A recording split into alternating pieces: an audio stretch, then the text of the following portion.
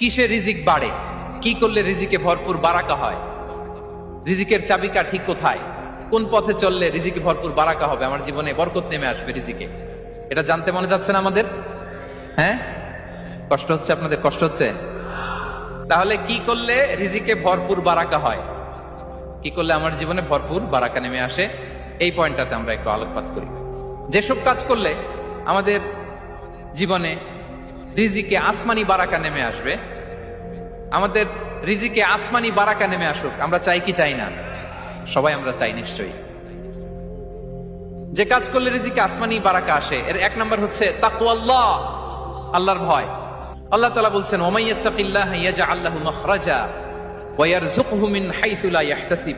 যে আল্লাহকে ভয় করে, যে আল্লাহ সচেতন, আল্লাহ তাকে মাখরাজ, মাখরাজ মানে কি জানেন? ওই যে এক্সিট লেখা না এদিকে, এই এক্সিটকে আরবিতে বলে মাখরাজ, মানে কোথাও